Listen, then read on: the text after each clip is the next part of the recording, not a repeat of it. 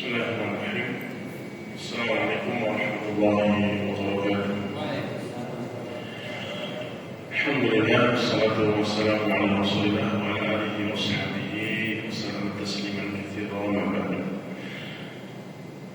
Segala puja dan syukur kita panjatkan kepada Allah Tabaraka wa Ta'ala yang telah mengumpulkan kita semua dan yang telah memberikan kesehatan, kesempatan kepada kita semua sehingga kita dapat berjumpa berkumpul kembali dalam rangka menjalankan ketaatan kita kepada Allah Subhanahu wa Ta'ala, sholat subuh secara berjamaah, kemudian kita dapat berjumpa kembali di majelis ilmu yang penuh dengan rahmat Allah, ampunan Allah, keberkahan Allah ini.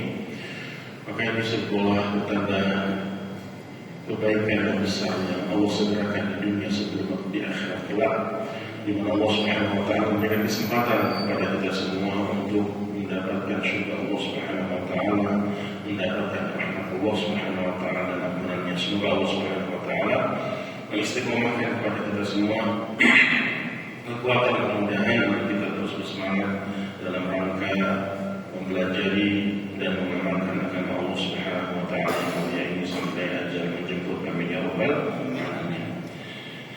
Salawat serta salam semoga Allah Subhanahu wa Ta'ala senantiasa mencurahkan kepada baginda Nabi kita tercinta Nabi Muhammad bin Abdullah sallallahu alaihi wasallam. Kita tidak dengan terus berbanyak salawat dan salam kepada beliau sallallahu alaihi wasallam sebagai bentuk kecintaan kita, kesetiaan kita dan harapan kita yang begitu besarnya kepada Allah Subhanahu wa Ta'ala. Allah Subhanahu wa Ta'ala memudahkan kita semua bersama beliau sallallahu alaihi wasallam di syurga Allah Subhanahu wa Ta'ala yang tertinggi. Amin ya rabbal alamin. Jemaah muslimin dan muslimat, bapak-bapak dan ibu sekalian, ini pertemuan berapa? Totalnya 93. Kalau membahas tentang surga ini sudah berapa kira-kira? 10 lebih ya? 10 lebih ya. Gak bosan jauh. Kalau neraka mungkin 5 pertemuan kalau bahasanya. 5 pertemuan, singkat ya 5 betul ya. Bahas tentang nerakanya agak ngeri, jadi singkat-singkat aja. Walaupun sebetulnya juga panjang bahasanya. Tidak masalah. Nah, untuk masalah surga, saya berusaha untuk merincikan secara rinci, secara detail, sedalam-dalamnya semampu saya dan seluas pengetahuan yang saya miliki untuk membahas tentang surga ini, karena ini salah satu motivasi kita dalam rangka bersemangat ya, dalam beribadah, dalam menuntut ilmu, agar Allah Subhanahu wa Ta'ala memberikan banyak kebaikan kepada kita semua. Sebelum kita lanjutkan nama-nama dari surga Allah Subhanahu wa Ta'ala yang total ada 12 nama, ada satu hadis yang terluputkan untuk saya sampaikan, dan ini disebutkan oleh baginda Nabi kita tercinta sallallahu alaihi wasallam. Langsung saja salah satu gambaran dari nikmat di surga. Hadis yang sahih diriwayatkan oleh Imam Al-Bukhari dalam hadisnya nomor 748 dari sahabat yang mulia Abu Hurairah radhiyallahu ta'ala anhu. Nabi kita tercinta sallallahu alaihi wasallam bersabda, ya Abdullah bin Abbas radhiyallahu ta'ala anhu, suatu ketika kata Abdullah bin Abbas radhiyallahu ta'ala anhu, khasafat asy-syamsu ala ahdi Rasulillah sallallahu alaihi wasallam. Suatu ketika di zaman Nabi sallallahu alaihi wasallam terjadi gerhana matahari. Kita akan simak nih hadis yang masya Allah sangat menakjubkan sekali untuk kita hayati bersama, agar kita betul-betul cerdas dalam melihat kondisi kita di dunia saat ini dengan membandingkan apa yang Allah persiapkan di surga Allah Subhanahu wa Ta'ala. Suatu ketika kata Abdullah bin Abbas radhiyallahu ta'ala anhu, telah terjadi gerhana matahari di zaman Rasulullah sallallahu alaihi wasallam. Siapa yang kembali?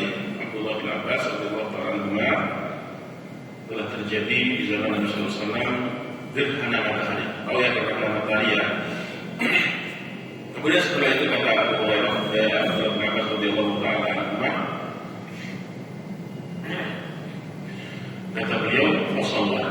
Kemudian beliau sallallahu alaihi wasallam sholat dan kami pun sholat di belakang beliau, yaitu sholat gerhana. Sholat apa? Gerhana. Kalau para sahabat Nabi sallallahu alaihi wasallam bertanya kepada Nabi sallallahu alaihi wasallam setelah Nabi sholat dan berkhutbah, Apa perkataan para sahabat pada saat itu setelah selesai sholat gerhana dan khutbah Nabi SAW? Qalu ya Rasulullah, wahai utusan Allah, wahai Rasulullah, ra'ainaka tanawalta syai'an fi maqamika. Kami melihat engkau sedang meraih sesuatu. Wa ra'ainaka taka'ta. Setelah engkau terlihat di mata kami engkau seakan-akan sedang meraih sesuatu, kemudian engkau taka'ta. Taka'ta itu bahasanya, Indonesia membelakangi. Jadi kira-kira seperti ini. Jadi beliau kayak gini, kemudian beliau tiba-tiba takak. Paham ya? Takak itu artinya badan berbalik. Jadi seakan-akan meraih sesuatu, kemudian setelah meraih sesuatu tadi, tiba-tiba beliau membelakangi para sahabat. Takak.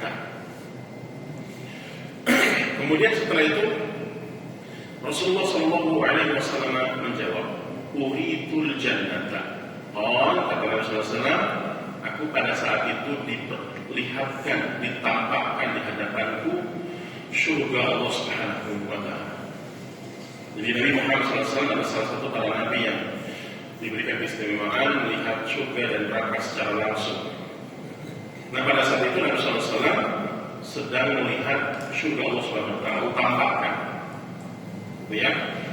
Kemudian Nabi SAW mengatakan setelah itu, "Fatanawantu minha unqudan." Ketika melihat surga, di situ aku melihat sebuah pohon yang pohonnya dipenuhi dengan buah-buahan. Aku berusaha untuk meraihnya satu tandan dari satu pohon ini, satu tandan aja, entah berapa buah. Kalau satu tandannya, jadi buah yang letaknya di beberapa tandan, yang satu tandan bisa jadi banyak lah ya, bukan satu buah doang, dan banyak ngumpul di satu tandan dan satu ranting lah ya. Aku ingin meraih satu tandan tadi, dan mau diambil oleh Nabi SAW. Kemudian Nabi SAW tutup hadis ini, kata beliau SAW, "Walau akhadtuhu la akaltum." Seandainya aku berhasil meraihnya, mendapatkannya, berarti realitanya tidak dapat diambil, karena alamnya berbeda. Yang dulu pernah dan sering saya sampaikan, kenapa ibadah-ibadah kita, ganjaran dari semua amalan soleh dan ibadah kita tidak diberikan secara kontan tunai semuanya di dunia. Apa alasannya? Salah satunya karena kita enggak sanggup menikmati apa yang Allah persiapkan dari ganjaran ibadah-ibadah kita. Kita bisa jadi mati langsung jikalau semua ibadah kita dibayar kontan di dunia. Mati. Karena fisiknya badan kita sekarang tidak cocok untuk menikmati fisiknya, nikmat zat-zat yang ada di surga. Nggak sesuai. Kayak fisiknya dibedakan nantinya, dirubah. Sehingga Allah tidak izinkan Nabi SAW untuk mengambilnya. Ya. Berarti ketika beliau seakan-akan meraih sesuatu, kemudian berbalik badannya, berarti nggak dapat gitu loh, nggak berhasil. Jadi beliau naiknya semangat sekali sampai badan beliau berbalik. Kalau orang menarik sekuat-kuatnya biasanya berputar kan ya. Kata Nabi berputar, berbalik langsung. Kalau aku berhasil seandainya, berarti realitanya belum tidak didapatkan dalam sosok. Aku berhasil mendapatkannya. Kemudian kalian makan, maka Nabi Sallallahu Alaihi Wasallam mengatakan, "La'akaltum ma baqiyatid dunya." Kalau kalian makan, maka setelah itu kalian tidak akan butuh lagi dengan dunia seluruhnya. Bahasanya Rasulullah bahwa satu tandan tadi mungkin ada beberapa buah dibagi-bagi para sahabat, misalkan setelah makan sudah nggak butuh dunia lagi semuanya. Paham maksudnya? Apa pesan Nabi SAW dari kasih di sini? Paham nggak? Perbandingan dengan nikmat buah surga dengan dunia semuanya yang kita lihat ini. Maksudnya gini, Nabi SAW itu mengatakan, kalau kalian mau para sahabat berhasil, aku ambil itu buah, aku berikan kepada kalian makan. Setelah makannya itu sudah nggak ada hasrat lagi, nggak tertarik lagi dengan apa yang ada di dunia. Diberikan semua dunia ke orang yang telah makan makanan. Jadi salah satunya mungkin satu gigit buah mungkin ya, gigit bukan satu pandang, satu gigit aja bisa jadi dibagi-bagi para sahabat yang banyak. Nggak tertarik lagi kan ya dengan seluruh dunia ini. Logika kita nggak sampai kan ya? Betul tidak? Iya, nggak sampai logika kita kok bisa. Dan kita yakin seyakin-yakinnya apa yang dikatakan Nabi SAW ini kebenaran yang tidak boleh diragukan sedikit. Ada yang ragu nggak kira? Seakan-akan bahasa Nabi berlebihan, sesuatu yang di luar nalar, di luar akal. Iya, memang di luar nalar, di luar akal. Tapi harus kita yakin. Bayangkan ngambil dikit aja, sedikit akan contoh. Tidak disebutkan sih buahnya buah apa, pokoknya buah aja. Dibagi-bagikan dalam Rasulullah satu gigit gitu ya. Ya mungkin seginilah logika kita bayangannya. Ternyata nggak butuh lagi sama dunia. Nggak butuh karena Nabi SAW kreatif dunia, maksudnya sudah nggak tertarik lagi, sudah nggak hasrat lagi, nggak butuh lagi dengan semua gemerlap nikmat. Ini bahasa Nabi ini bahasa yang sangat dalam sekali. Paham ya? Bahasa yang sangat dalam. Berarti secara tidak langsung Nabi SAW menjadikan dunia itu lebih hina-hina, lebih murah, nikmatnya kalah jauh dengan sepotong sebagian kecil buah-buahan di surga. Dan dulu pernah kita sampaikan hadis yang sahih di mana Nabi SAW mengatakan perhiasan. Kita bahas pernah khususnya tema tentang perhiasan di surga. Di istana surga itu ada penghuni surga yang memiliki cemeti ya. Apa? Cambuk ya. Nah cambuknya itu punya tempat, punya kotak lah untuk naruh si cemeti tadi. Nah, si kotak penyimpanan si cambuk di cemeti tadi katanya bisa lebih baik daripada dunia seisinya. Dan penghuni surga nggak dimakan si tempat kotak cemeti tadi nggak dimakan oleh penghuni surga. Ternyata kadarnya lebih besar, lebih mahal daripada dunia seisinya. Bayangkan. Makanya saya sering mengilustrasikan. Dulu saya pernah dapat WA dari seseorang yang profilnya itu bagus banget. Gambarnya aja gambar kayak pensil gitu ya. Tapi bagus gambarnya. Jadi di sini lautan, di situ ada beberapa orang mungkin belasan atau puluhan orang yang berenang di lautan tadi, seberang lautan atau di tepi pantai itu ada ribuan orang yang sedang berkerumun, berebutan satu titik air. Paham maksudnya?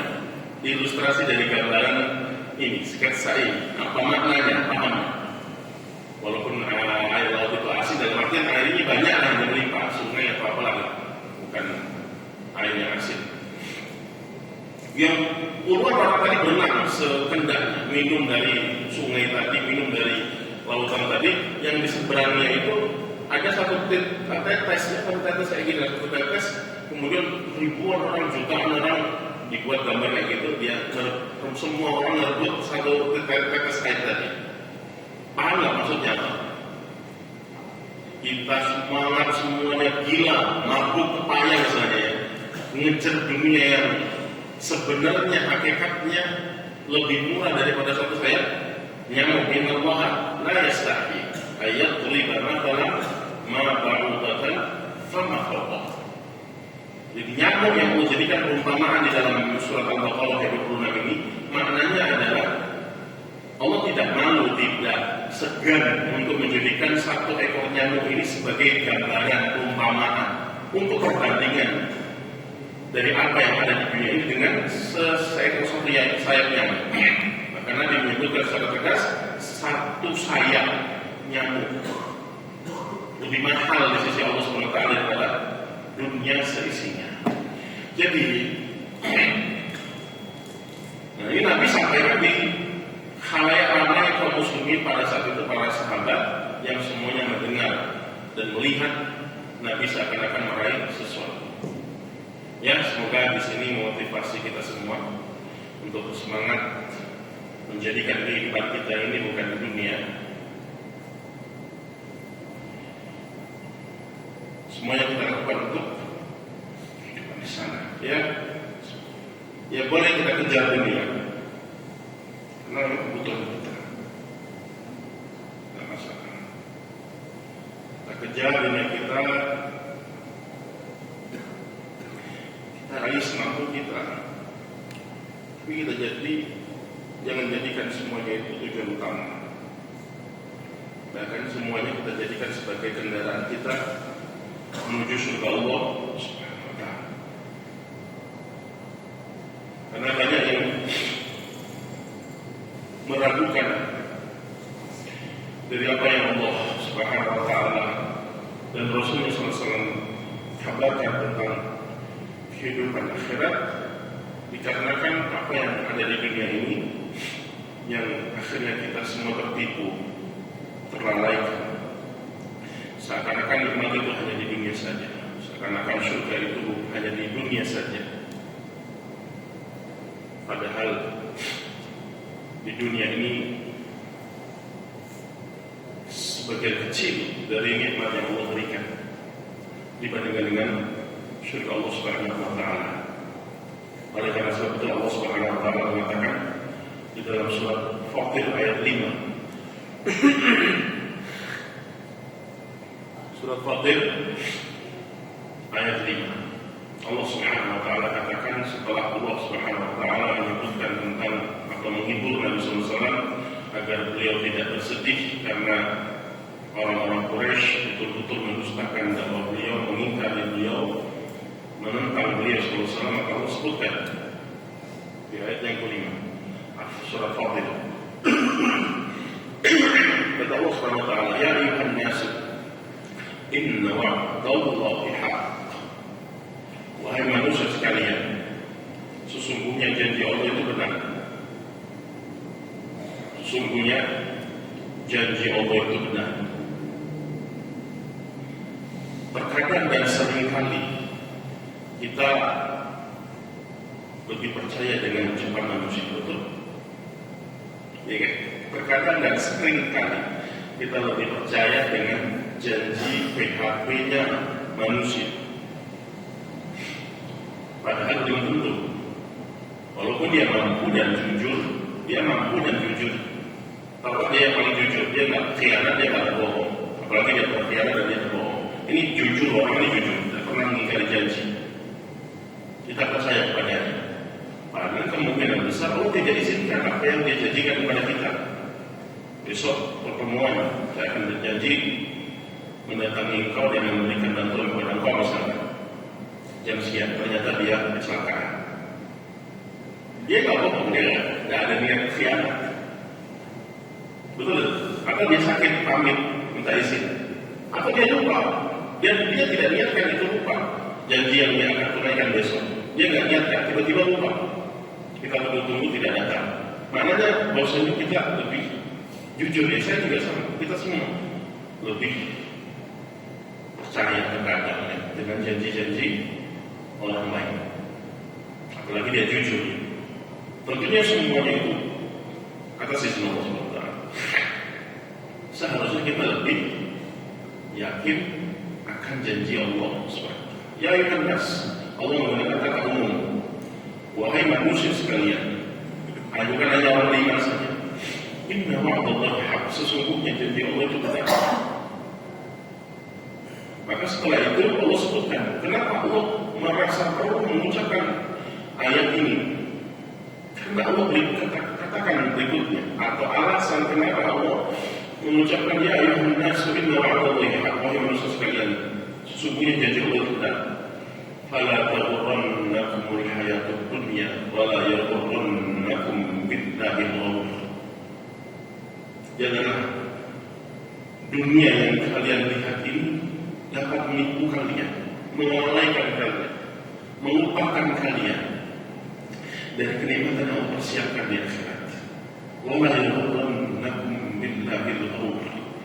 Janganlah akhirat kalian lalai dari Allah Subhanahu wa ta'ala, dari semua janji-janji Allah Subhanahu wa ta'ala. Allah sebutkan setelah ayat yang ke-6 yang ke-5, yaitu ayat ke-6 surah Fatir, inna syaitana lakum aduwwun fattakhidhuhu aduwwan innama yad'u hizbahu liyakunu min ashabis sa'ir. Sesungguhnya syaitan itu musuh kalian, maka jadikanlah mereka musuh kalian. Sesungguhnya mereka tentara-tentara syaitan mengajak kaum muslimin, mengajak manusia kepada adab Allah Subhanahu wa ta'ala yang bergejolak hatinya. Seperti itu. Baik, kita lanjutkan nama-nama penghuni atau nama-nama dari surga Allah Subhanahu wa ta'ala. Kemarin sampai di poin berapa? 8? 7. Dua berarti ya. 7.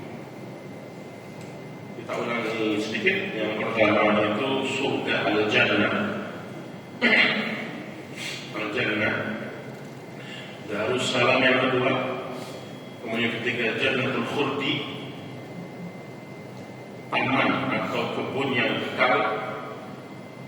Yang keempat Darul Muqamati, Darul Muqamah, kampung yang kekal atau kampung yang nikmatnya kekal, tidak berpindah. Yang kelima Jannatul Ma'wa, yang semua penghuni surga akan kembali ke tempatnya di surga. Ma'wa itu tempat tinggal, tempat yang mereka akan berlindung di tempat tersebut. Kemudian yang keenam Jannatul Adn, yaitu surga Adn. Adn artinya adalah kekekalan yang melimpah, mana lainnya. Itu yang ke-6. Yang ke-7 yang terakhir Darul Hayawan. Darul Hayawan, kampung kehidupan. Dar itu artinya kampung ya, alam kehidupan. Kenapa dikatakan alam kehidupan? Karena di dunia juga hidup, kita di dunia ini hidup, tapi bukan kehidupan yang betul-betul kehidupan. Maka di dalam surah Al-Ankabut ayat 64, Al-Ankabut 64, kata Allah Subhanahu wa ta'ala, wa ma hadhihi al-hayatud dunya illa lahun wa la'ibun. Tidaklah dunia ini, kata Allah Subhanahu wa ta'ala, tidaklah kehidupan di dunia ini dua sifatnya, lahun, la'ib. Lahun itu artinya sia-sia, la'ib itu permainan. Jadi Allah Subhanahu wa ta'ala sifatnya di dalam ayat ini dunia itu lahun wa la'ib, dan banyak ayat yang semisal. Kalau di surat Al-Hadid ayat 20 itu 5. Dulu pernah saya sampaikan ketika khutbah Jumat di sini, ayat surat Al-Hadid 20. Lahun artinya sia-sia, tekstualnya. La'ib itu permainan. Sia-sia itu maksudnya apa sih? Sesuatu yang manfaatnya itu tidak sempurna lah, artinya gitu. Nikmatnya itu tidak sempurna. Itu makna lahun. La'ib sesuatu yang tidak serius, sesuatu yang tidak wujudnya itu tidak wujud yang hakiki, tidak wujud yang hakiki, tidak wujud yang hakiki. Paham? Tidak wujud hakiki itu ini. Minuman ini setelah diminum ada lagi nggak? Ngisi lagi dia kira-kira di botol ini? Enggak kan ya? Habis. Jadi wujudnya itu bukan wujud yang hakiki. Itu namanya la'ibun atau morgana. Ya ada. Makanan yang kita makan, uang yang ada di dompet kita ada. Semuanya itu apapun itu. lambat atau cepat, cepat atau lambat, kita yang akan meninggalkan nikmat-nikmat tadi atau nikmat-nikmat tadi yang akan meninggalkan kita, betul atau tidak? Itu wujud yang tidak hakiki. Wujud ada tapi tidak hakiki. Nah di surga wujudnya itu betul-betul wujud. Maka Allah katakan di ayat setelahnya, wa inna daral akhirata lahiyal hayawan law kanu ya'lamun. Sesungguhnya kehidupan di akhirat yaitu di surga betul-betul hayawan, bukan hewan, hayawan bahasa Arab ya. Betul-betul kehidupan. Kenapa betul-betul dikatakan kehidupan? Karena surga bukan lahun, bukan laibun. Bukan lahun, bukan laibun. Coba bayangkan, apa yang kita pelajari tentang nikmat-nikmat surga jelas sekali bukan lahun, bukan laibun, bukan sesuatu yang sia-sia, bukan sesuatu yang main-main. Contoh, buah-buahan, pohon kita petik muncul lagi dia buahnya. Contoh, dan nggak kenal musim, kapanpun, dimanapun, pada saat apapun, buah-buah tadi ada. Kalau di dunia gimana cara meraih buah-buahan? Kerja, habis kerja ada duit, pakai untuk beli. Ngebelinya itu juga alot, pedagangnya agak pelit misalkan. Nah, kita tawar-menawar, susah. Dan harganya mahal, lalu ketikanya harganya apa? Mahal misalkan. Kemudian setelah dibeli, ya dikocek dulu, ya kan? Dikocek, ada prosesnya panjang. Ditambah lagi para petaninya, bulan-bulanan kan ya, mereka nunggu, ya. Susah makanya. Nah itu wujud yang bukan hakiki, bukan wujud yang hakiki. Kalau di surga tidak perlu ditanam, kalaupun kita merasa perlu untuk menanam karena itu sebuah nikmat, maka Allah silakan masa. Bahkan yang pernah kita sampaikan, penghuni surga kata Nabi sallallahu alaihi wasallam melihat burung mau terbang itu bagus banget gitu, ya Allah pengen dalam hati, ya Allah pengen burung panggang, tiba-tiba di sini burung panggang. Iya, itu kata Nabi sallallahu alaihi wasallam. Ada ikan tenggiri bagus banget, ya Allah pengen pempek, pempek. Tidak perlu nyuruh, tidak perlu nyuruh kita kalau kita bikin. Itu maksudnya hayawan. Itu maksudnya hayawan. Maaf ya, kalau saya sebutin ya. Yang bocil tutup mata, tutup telinga. Bidadari sudah digauli, rawan lagi, gadis lagi. Digituin lagi, gadis lagi. Itu contoh. Gadis lagi terusnya. Terus nggak ada bosan-bosannya. Kebanyakan naudzubillah yang datang orang kepada saya sampai dengan saat ini, besok mau ketemuan satu keluarga, masalah suami istri, pertikaian, akhirnya suaminya mengalahnya, menceraikan. Apa sebabnya? Bosan sama istrinya. Dulu pas sebelum nikah, dipuja-puja, cintaku, sayangku, I love you-ku, ya kan ya? Setelah setahun, pupus, bunga itu sudah agak-agak busuk gitu ya. Sudah mulai bosan. Nah itulah dunia, sampai istri kita juga melihat kita itu juga kadang-kadang bosan, sudah nggak sayang-sayang lagi. Itu di dunia orang sekalian. Sudah nggak kayak gitu. Ya, sudah nggak kayak gitu. Jadi kita cerdas, memilih, dan Allah berikan pilihan. Mau di dunia silakan, hanya mau di dunia. Dan silakan jika kita betul-betul menginginkan dunia dan akhirat, surga Allah SWT secara khusus. Ya, itu yang disebut dengan hayawan. Jadi Allah menamakan surga itu hayawan, ya. Hayawan, kehidupan yang betul-betul kehidupan. Makanan di dunia ini harus kita makan, kita khawatir kena penyakit, asam urat, kolesterol, darahnya naik dan seterusnya. Kalau di sana tak sebanyak-banyaknya, nggak ada istilah kenyang, dan nggak ada istilah lapar di surga itu. nggak ada kenyang, nggak ada lapar. Lu kok bisa Ustaz? Iya bisa, Allah mampu. Yang menjadikan kenyang siapa? Allah. Yang menjadikan lapar siapa? Sifat lapar dan sifat kenyang Allah. Masa Allah tak mampu menjadikan itu hilang di sana, nggak berlaku lagi? Maksudnya lapar itu kan cipta Allah, kenyang itu juga cipta Allah kan ya? Ya masa Allah nggak mampu? Ya bahkan lebih mampu lagi. Allah hilangkan sifat orang lapar dan orang kenyang. Jadi yang gawean di sana itu gawean yang makan terus, dan makannya itu bukan untuk menghilangkan rasa lapar atau dahaga, untuk berlezat. Tidak ada kerepotan, kesusahan di sana. Gawean makan, dituan makan, dan seterusnya, terserah pokoknya mau ngapain. Tak ada yang nak ganggu, lebih privasi, lebih nyaman dan seterusnya. Apapun yang diinginkan oleh penghuni surga, Allah berikan semuanya tanpa terkecuali. Surat Fussilat ayat 30, 31, 32. Surat Fussilat 30, 31, 32. Tiga ayat ini Allah Subhanahu wa taala menyebutkan kepada kita semua, kepada kaum mukminin secara khusus, salah satu kondisi gambaran yang Allah kabarkan kepada kita semua tentang seorang mukmin yang hendak meninggal dunia.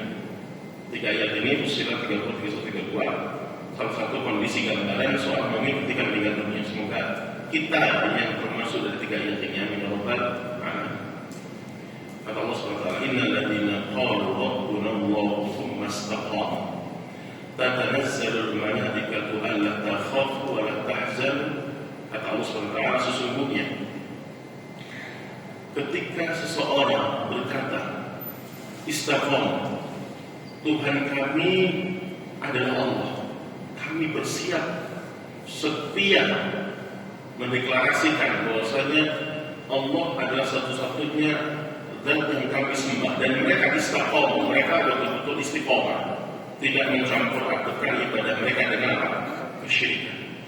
Maka setelah mereka mengucapkan itu dan mereka istiqomah, mereka akan meninggal dunia. Setelah mereka hampir meninggal dunia, maksudnya malaikat maut belum datang, atau setelah datang, ada dua kondisinya. Tapi tentunya malaikat-malaikat ini turun dari surga akan mengintari jasad seorang mukmin atau mukminah yang akan meninggal dunia, dan Allah katakan kepada para malaikat yang turun dari surga, fulan akan meninggal, turun. Nah, jumlah para malaikat ini yang belum pernah kita sampaikan seluas mata memandang, kan ya? Ketika dicabut ruhnya, baru setelah itu diambil oleh malaikat-malaikat ini dan berkata di dalam ayat ini, para malaikat berkata, "Allah takhafu wa la tahzanu." Jangan takut, jangan bersedih. Jangan takut, jangan bersedih.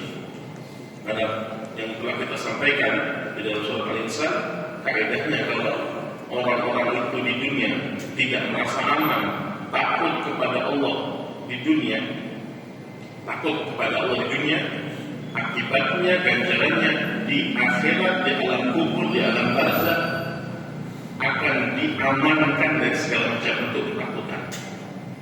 Bahagia mereka, tidak sedih, tidak takut. Fawaqahumullahu syarra dzalikal yaumi wa laqahum nadratan wa surura.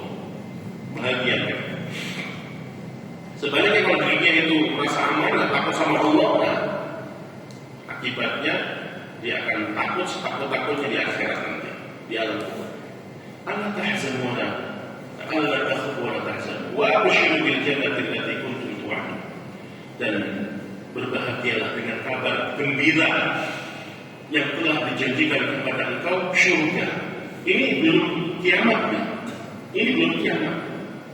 Karena pada dasarnya surga itu bisa dimasuki secara umum, secara hukum asal setelah dibangkitkan hari kiamat. Setelah dibangkitkan hari kiamat. Yang keluar masuk surga itu sebelum hari kiamat dibangkitkan siapa? Pernah saya bahas. Siapa? Syuhada. Ruhnya syuhada. Jadi hukum asalnya surga boleh dimasuki di pintu yang berbeda dan berbeda, tidak seperti pintu yang nanti setelah di kiamat, karena hanya Nabi yang buka. Diizinkan Allah SWT hanya kepada ruh syuhada saja. Ya, tapi hukum asalnya semua kaum mukminin akan diberikan kalimat yang indah ini. Bahagialah kamu akan mendapatkan surga. Ini dengerin aja dan insya Allah senang sekali. Nah, setelah itu kata Allah SWT, para malaikat mengucapkan.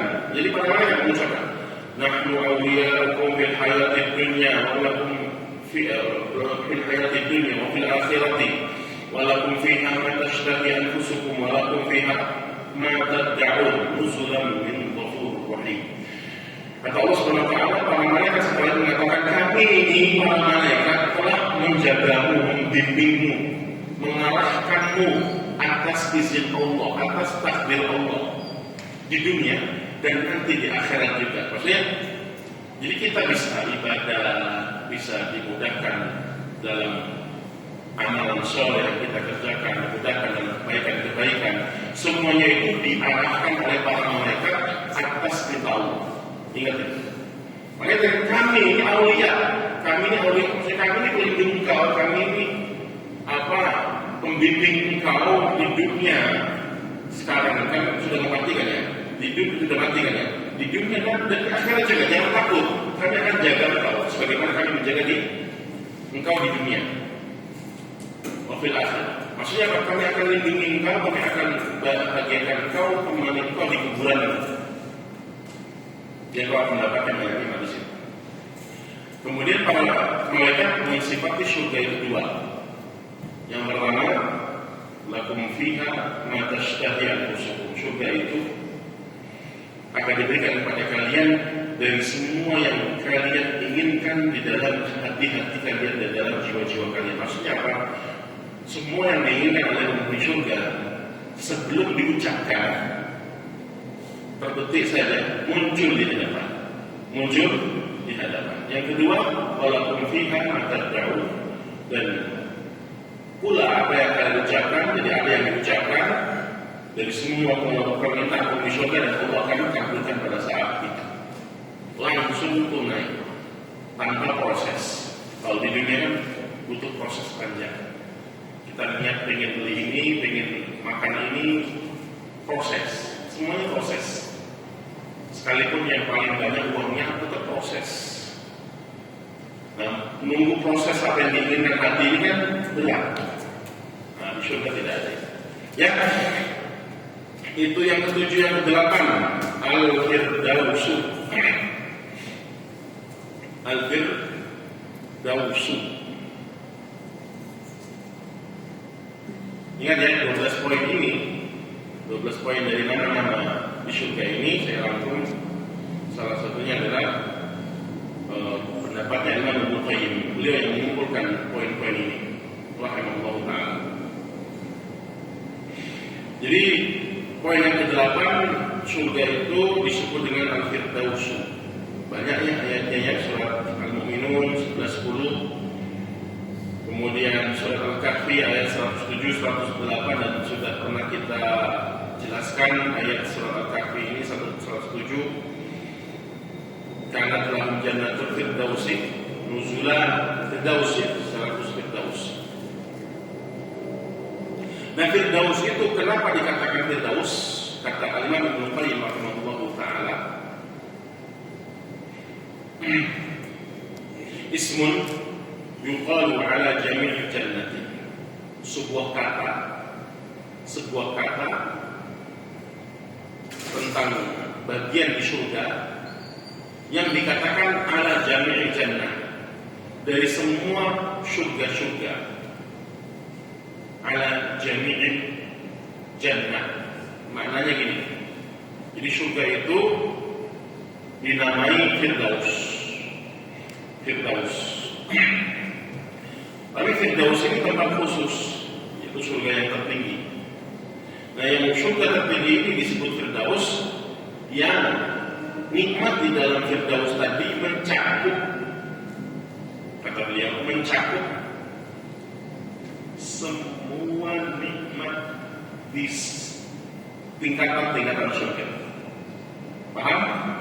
Jadi Firdaus itu tempat yang tertinggi di sisi Allah Subhanahu wa taala, dia surga yang seseorang jika masuk di surga Firdaus akan mendapatkan, ini poinnya, akan mendapatkan semua yang didapatkan oleh seluruh penghuni surga dari berbagai macam bentuk tingkatan-tingkatannya.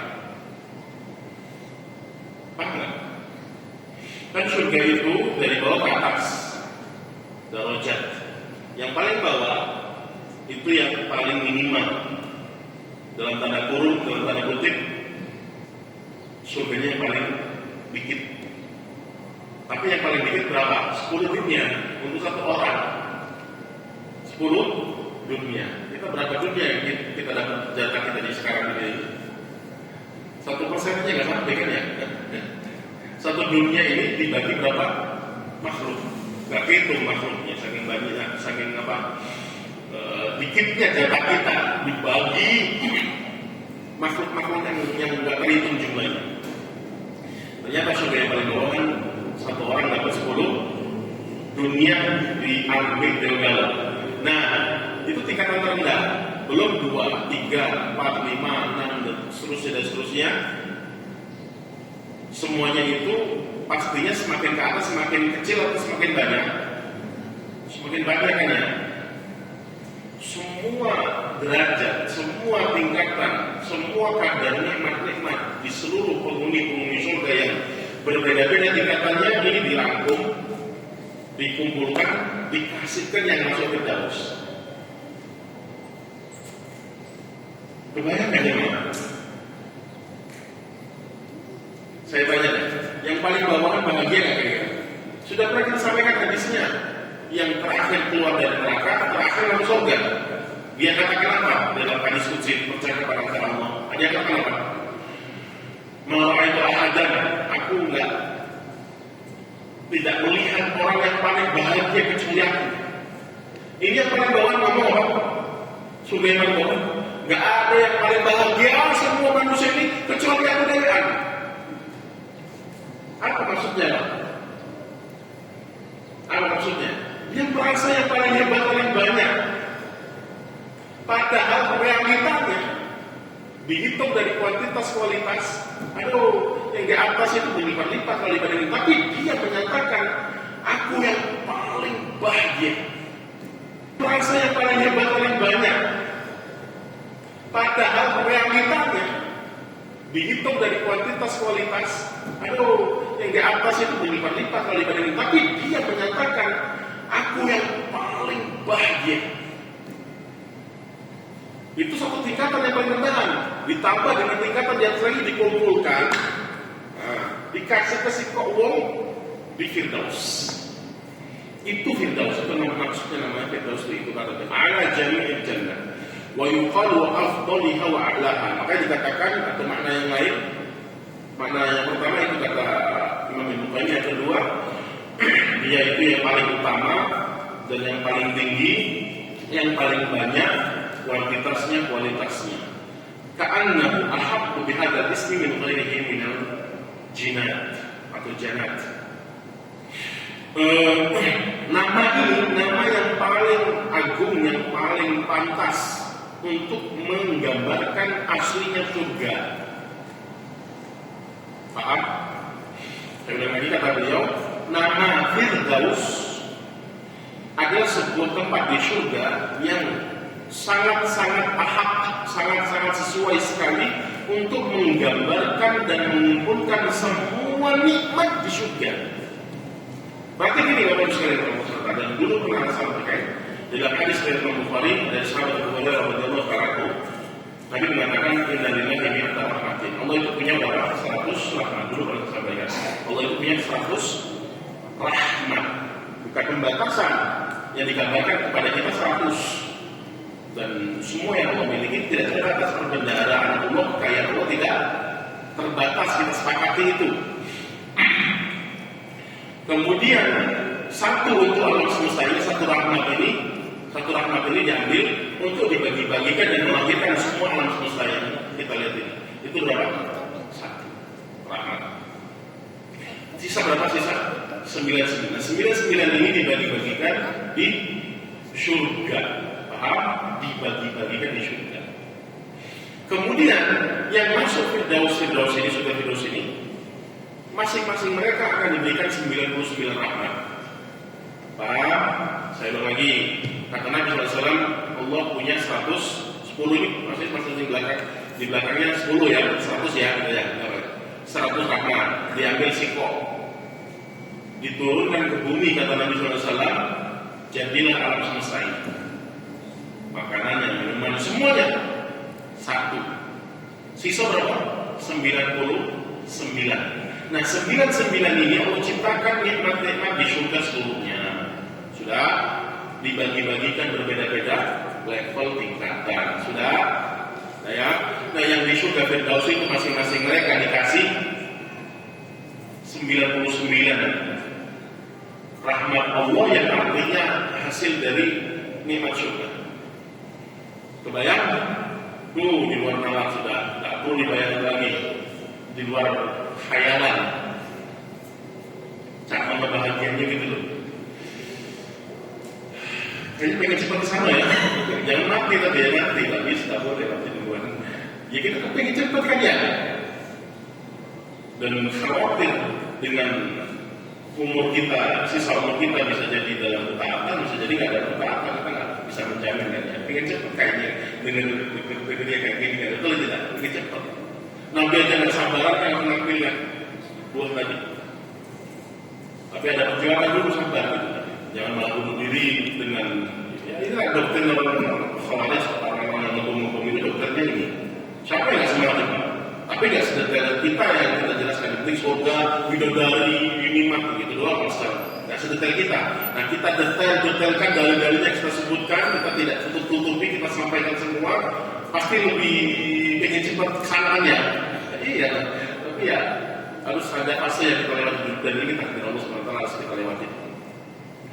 Jadi Firdaus itu surga yang satu orangnya diberikan semua kadar surga. Ya, semoga Allah SWT memasukkan kita semua dan seluruh istri-istri kita, anak-anak kita, orang tua kita, dan seluruh orang tua yang kita cintai dimasukkan dalam surga Firdaus. Kita bertemu dengan Muhammad SAW, kita bertemu seluruh para nabi dan para rasul. Amin ya rabbal alamin.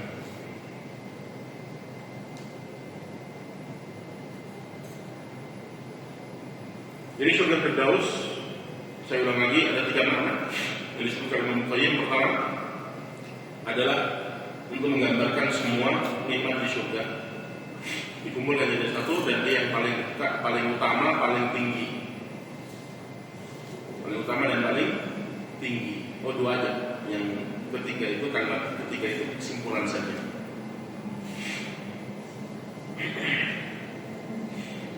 Yang ketiga ada berapa sih penjelasan para ulama yang ketiga? Yang paling dekat dengan posisi Allah SWT. Yang paling dekat dengan posisi Allah. Arsh. Entah berapa bulan yang lalu pernah saya sampaikan di sini panjang.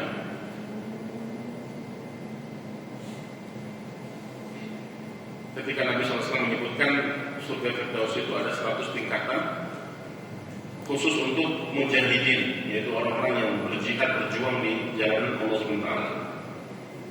Kemudian Nabi SAW mengatakan, ingat ya, ma baina darajataini kama baina samai wal ardi. Di antara surga satu dengan surga kedua, di antara masing-masing surga sejarak seluas sejauh antara bumi dan langit. Jauhnya sangat-sangat jauh. Maksudnya luas itu, maksudnya luas.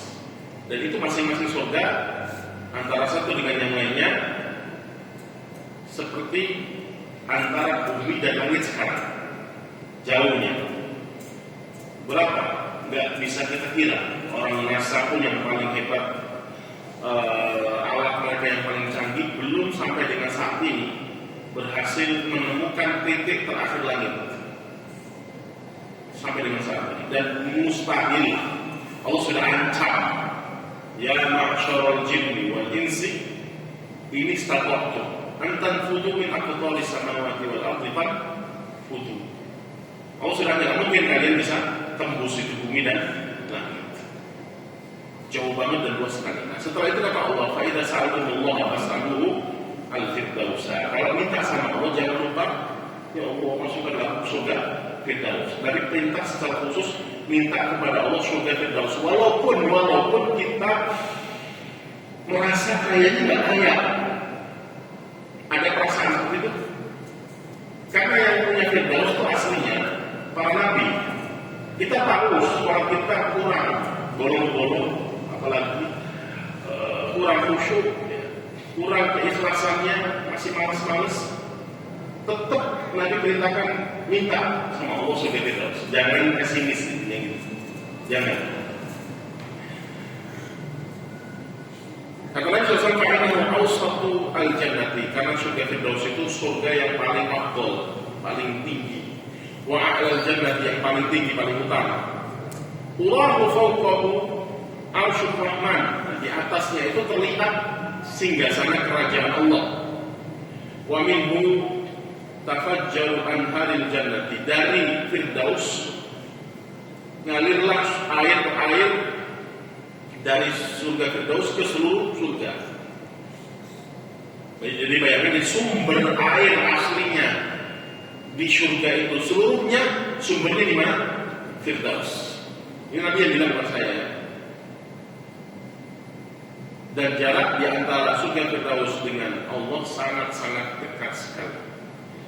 Tentunya paling bahagia karena yang paling dekat dengan zat Allah Subhanahu wa taala dan puncak-puncak kebahagiaan penghuni surga melihat Allah sebagaimana tema yang sudah kita angkat, yaitu melihat wajah Allah Subhanahu wa taala di puncak-puncak kenikmatan kebahagiaan penghuni surga.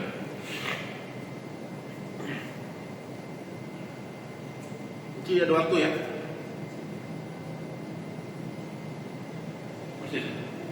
Masih ya?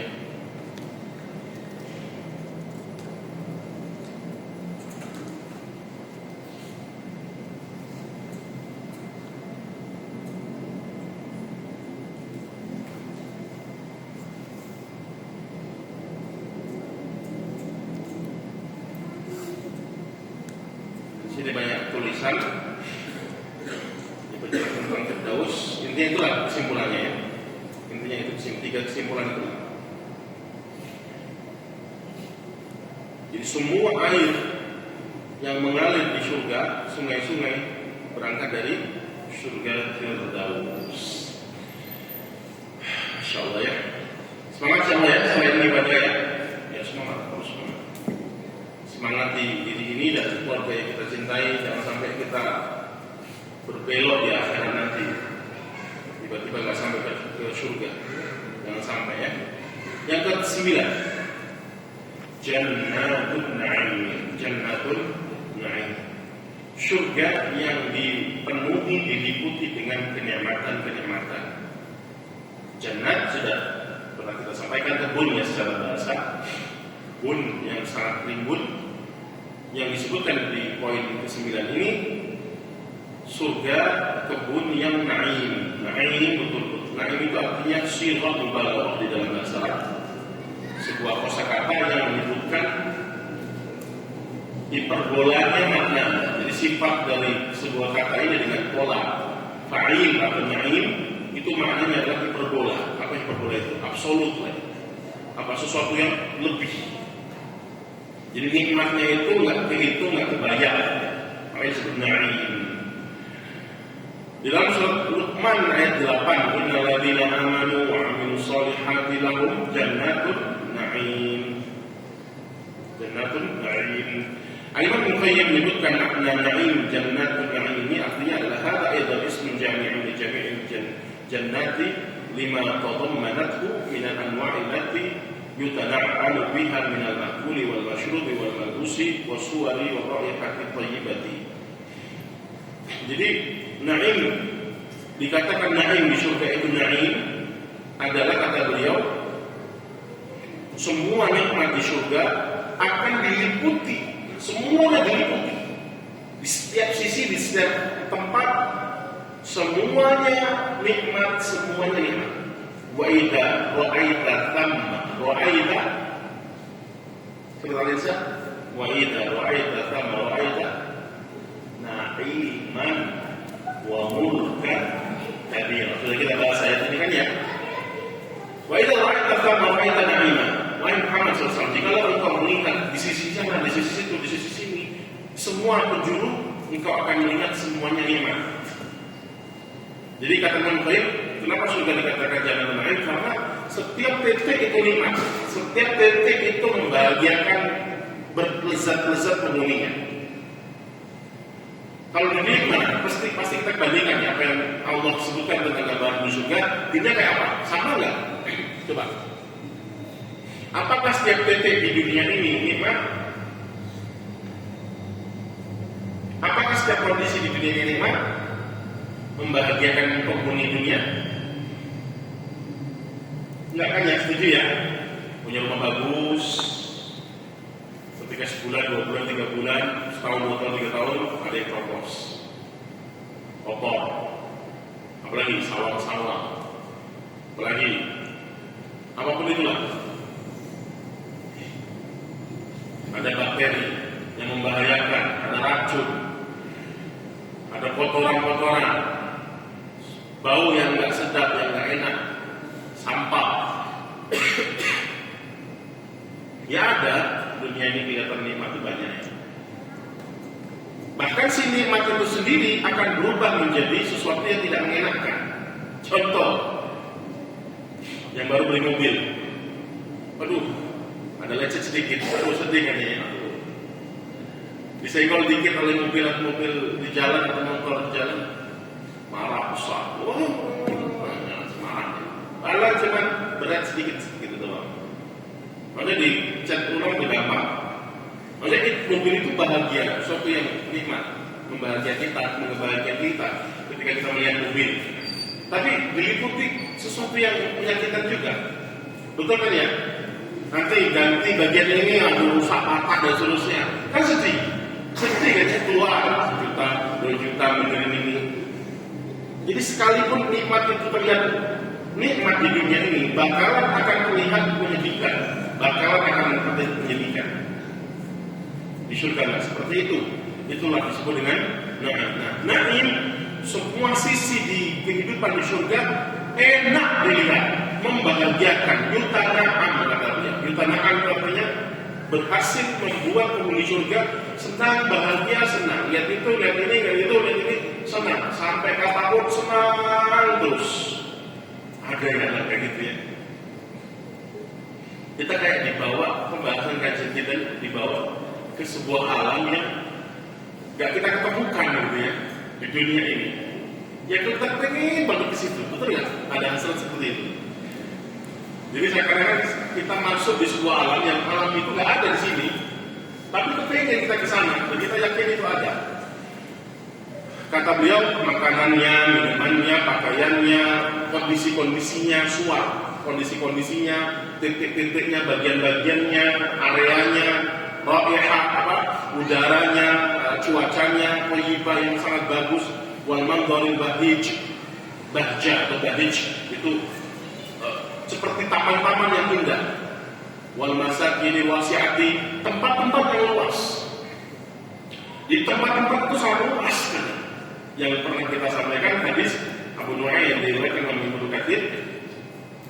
Nabi mengatakan istana yang paling kecil, paling rendah berapa? Ada masih ingat? 2000 tahun perjalanan. Umur kita yang ini hitungan umur kita sekarang di dunia. Kalau Allah kasih 2000 tahun, kita jalan dari sini, dari bayi berarti kan ya. Terhitung dari sini, detik yang pertama sampai 2000 tahun kemudian baru sampai di istana yang paling ujung. Dan ini yang paling kecil, luas sekali berarti. Wa ghairi dzalika min al-ilmi al-zahirati wal batin. Perhatikan, beliau mengatakan, kenapa surga dikatakan naim? Karena luarnya, dalamnya nikmat. Luar, dalam nikmat. Di dunia hanya luarnya saja kan ya, casing-casingnya aja ya. Mobil itu indah, pas dipretelin jelek, jelek kan, jelek. Gak semuanya yang di dunia ini luar dalamnya bagus, tapi di surga semuanya luarnya seperti di dalamnya, dalamnya seperti di luarnya, masya Allah. Dan kayak membuat kita ingin cepat kesana kan ya. Sabar ya, sabar. Kita nggak tahu kematian kapan, bisa jadi besok, bentar lagi atau lusa. Pokoknya sabar, pakai waktu kita semaksimal mungkin. Ya kalau kita pengen mati cepat terus kemudian dapat surga, ya alhamdulillah. Kalau ternyata waktu kita kurang, kita gunakan beribadah, ternyata nggak masuk surga ya. Dan silakan jika ada yang ingin ditanyakan Allah Taala. Waktu masih ada untuk diskusi, silakan bapak-bapak berdiskusi hal-hal yang disampaikan di luar negeri, silakan. Ibu-ibu, ada ibu-ibu, adik-adik, rumahnya langsung ke Firdaus tadi. Ibu, bapak-bapak, kalau tidak ada, saya ada yang bertanya seperti ini. Jadi beberapa kali disampaikan Ustaz bahwa yang pertama kali dipastikan para syuhada. Kemudian nanti ada anjuran oleh Rasulullah bahwa kita harus berdoa minta surga Firdaus. Kalau yang syuhada tadi pasti Firdaus. Jadi kita kalau berdoa Firdaus itu insya Allah satu sini dikabulkan. Ketika kita dikabulkan, sakit kita. Sekarang tanya titik kita ini mau nggak, bersambut nggak dengan keadaan saya itu, sehingga kita dikabulkan tadi. Itu saja. Insyaallah terus pertanyaannya, syukur. Yang pertama jawabannya adalah kita harus husnudzon dulu, husnudzon. Jangan pesimis, optimis untuk mendapatkan surga Firdaus. Optimis dulu. Nah, disitulah nanti muncul kekuatan. Insya Allah akan memberikan kekuatan. Walaupun awalnya kita kurang percaya, tapi kita paksakan untuk kita percaya dan optimis, Allah akan munculkan kekuatan. Yakin, Allah akan munculkan kekuatan. Di situ kita akan semakin bersemangat ibadah, kita akan diberikan kemudahan, semakin meningkat kadar kuantitas ibadah kita. Tapi syaratnya apa? Baik sangka kepada Allah Subhanahu Wa Taala. Dalam artian lain, optimis.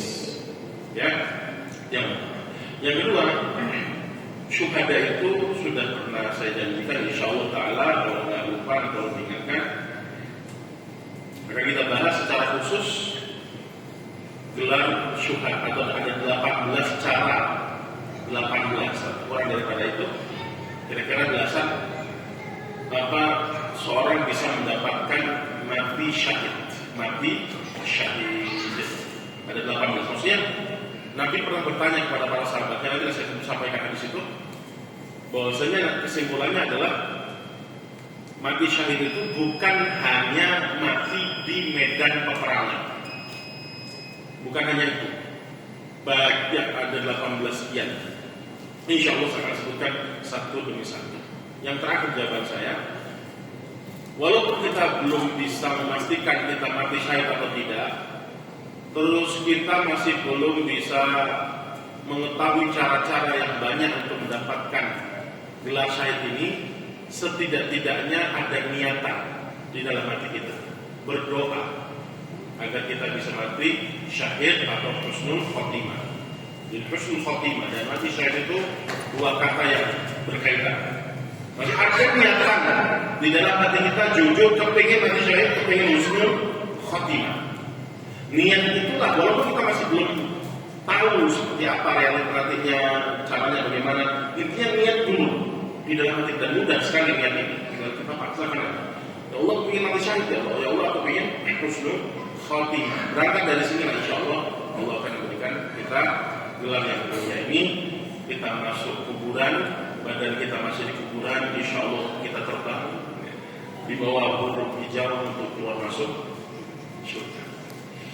Kan hanya mereka yang bisa masuk surga walaupun belum kiamat. Silakan. Ya, terima kasih. Yang lain, ya.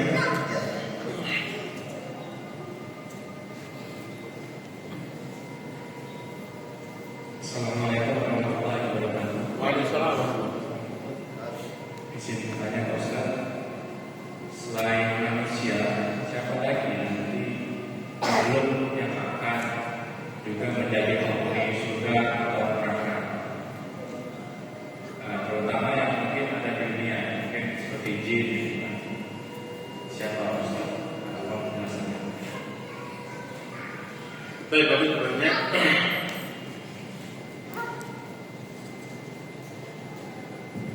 yang mendapatkan surga secara khusus Allah istimewakan hanya kepada manusia-manusia saja. Maksudnya adalah di puncak-puncak kenikmatan hanya kepada anak keturunan Nabi Adam. Jadi surga itu secara khusus diciptakan oleh Allah SWT untuk anak keturunan Nabi Adam alaihissalam. Itu secara khusus. Sehingga rasulnya semuanya dari Nabi dan Rasul dari manusia, dari anak keturunan Nabi Adam, bukan dari jin. Coba bayangkan kalau Nabi dari jin, sementara kondisinya seperti yang terlihat. Nah, tetapi mereka juga diberikan kesempatan untuk mendapatkan surga Allah Subhanahu wa Ta'ala, yaitu bangsa jin. Karena mereka lah yang mereka pula ya, manusia dan jin diperintahkan untuk beribadah kepada Allah Subhanahu wa Ta'ala. Jika manusia dan jin ini beribadah kepada Allah ikhlas, kemudian hanya beribadah kepada Allah Subhanahu wa Ta'ala semata, maka dia mendapatkan atau mereka semua mendapatkan surga. Sebaliknya jika durhaka kepada Allah, kufur kepada Allah, maksudnya mereka Allah Subhanahu wa Ta'ala. Dan begitu pun binatang-binatang. Dan begitu berapa? Binatang-binatang. Jadi binatang-binatang juga akan dibangkitkan di hari kiamat, kemudian mereka akan dimasukkan ke dalam surga untuk menemani penghuni-penghuni surga dari semua keinginan penghuni-penghuni surga. Sebagaimana Allah Subhanahu wa Ta'ala sebutkan di dalam surat At-Takwir, surat At-Takwir ayat 5, wa idzal wuhush husyirat, dan apabila binatang-binatang yang ada di dunia dahulu akan dibangkitkan husyirat pada hari kiamat, dan mereka akan dikisos. Binatang-binatang itu akan dikisos. Ya, ini semuanya kembali kepada Allah Subhanahu wa Ta'ala, hendaknya tentang kondisi mereka pada hari kiamat. Walaupun ayat ini surat At-Takwir, surat-surat sebelum dan sesudah dari At-Takwir ini menyebutkan tentang hari kiamat itu betul-betul ada, meyakinkan kepada orang-orang Quraisy bahwa hari kiamat itu betul-betul ada, sampai-sampai Allah katakan binatang pun akan dibangkitkan, apalagi manusia. Maksudnya itu hikmah dari wa idzal wuhush husyirat, itu maksudnya. Jadi binatang akan dibangkitkan, apalagi manusia yang lebih wajib lagi diminta pertanggungjawabannya. Seperti itu, Wallahu ta'ala. Yang lain, ibu-ibu, adik-adik remaja, sepertinya tidak ada lagi yang sudah paham semua. Ya, kami kembalikan kepada Ustaz untuk mengakhiri kajian kita. Baik, alhamdulillah. Intinya surga itu secara khusus dimuliakan untuk Nabi Adam dan anak keturunannya, terkhusus Nabi kita Muhammad Sallallahu Alaihi Wasallam. Karena secara jelas petunjuknya para Nabi dan para Rasul itu diutus dari golongan manusia, bukan dari jin. Tapi tetap jin mendapatkan kesempatan untuk surga karena mereka juga dibekali hukum syariat. Mereka juga diperintahkan untuk sholat, mereka juga diperintahkan untuk ngaji seperti ini. Jadi kemungkinan besar ya, kanan kiri kita ada jin sedang duduk dengerin kajian kita. Ya, kita harus yakin itu semua. Seperti itu. Allahu ta'ala, semoga Allah SWT berikan kemudahan kepada kita semua untuk mendapatkan surga Allah Subhanahu wa Ta'ala di dunia saat ini. Jadi ada surga-surga di dunia ini dan secara khusus di akhirat kelak pada hari kiamat. Amin ya rabbal alamin. Insyaallah tinggal 3 poin lagi. Itu yang ke-9 kan? Tinggal 3 poin lagi. untuk menyebutkan tentang gambaran kenikmatan di surga. Jadi temanya lanjutan lagi ya. Allah Ta'ala saja semoga bermanfaat dan semoga motivasi kita semua untuk semangat dalam mempersiapkan kehidupan kita kelak pada hari kiamat. Insyaallah Allah Subhanahu wa taala dengan amalan soleh, semoga Allah Subhanahu wa taala mengumpulkan kita semua bersama keluarga yang kita cintai sama pun mereka. Insyaallah Allah Subhanahu wa taala akan sedikit merasakan siksaan Allah Subhanahu wa taala di dunia dan khusus pada hari kiamat. Amin ya rabbal alamin. Subhanakallahumma wa bihamdika asyhadu an la ilaha illa anta astaghfiruka wa atubu ilaik. Assalamualaikum warahmatullahi wabarakatuh. Waalaikumsalam.